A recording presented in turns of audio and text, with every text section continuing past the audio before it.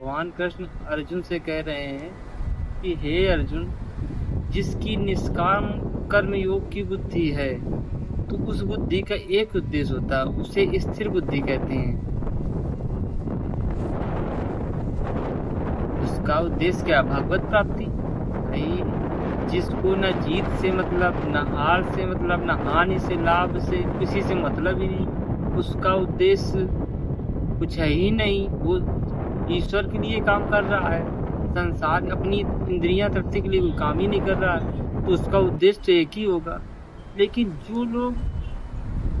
जो लोग संसार में लगे हुए हैं, जिनका लक्ष्य भगवत प्राप्ति न होकर इंद्रिय तृप्ति है, जिनका लक्ष्य भगवत प्राप्ति न होकर इंद्रियों की तृप्ति है, जो संसार में लगे हैं, उनकी बहुशाखा वाली बुद्धि है, मतलब हर दिशा को भागती है। आज ये व्यापार करेंगे, कल ये नौकरी करेंगे, कल घर बनवाएंगे, उनका मतलब।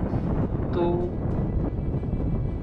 भगवान कृष्ण का कहना ये है कि जिस व्यक्ति का एक लक्ष्य होता है, वो व्यक्ति अपने काम में सफल होता है। जिसके बहुत लक्ष्य होते हैं, वो सफल नहीं होता है। जैसे सूर्य की किरणें हैं, ऊपर से आती हैं बिखरी हुई, कोई नहीं, लेकिन जब उन्हें आवर्धक लेंस से एक जगह इकट्ठा किया जाए, आग लग जाती है।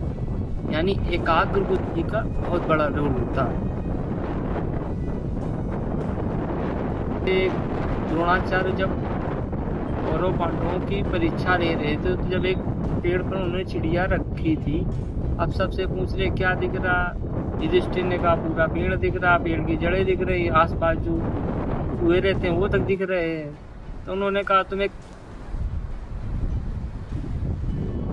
जब भाई लक्ष्य अर्जुन की तरह होना चाहिए। एक देखो, लक्ष्य अर्जुन को चिड़िया की आंख दिख रही थी। जब द्रोणाचार्य ने परीक्षा ली, केवल अर्जुन को चिड़िया की आंख दिख रही थी, तभी वो विश्व के मान धनुधर का लाए।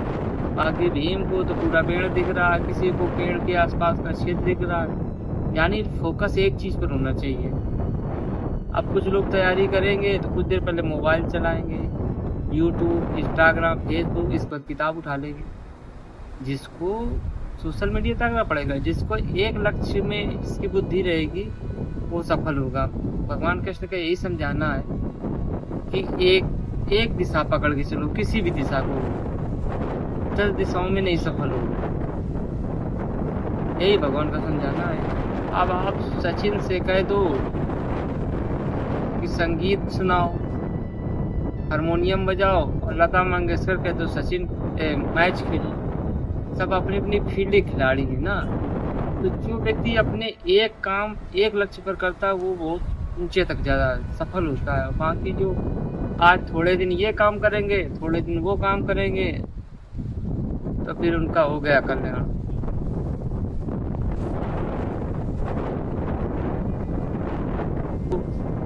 ईश्वर प्राप्ति में लगे हैं, उनका एक लक्ष्य होता है, उनके एकाग्र, उनकी पावर होती है। जो संसार में लगे हैं, उनका कोई पावर नहीं, क्योंकि उनकी बहुशाखा वाली बुद्धि है, हर दिशा में काम कर रहे हो। तो जो व्यक्ति हर दिशा में उनका पावर फैला हुआ है, उनमें कोई पावर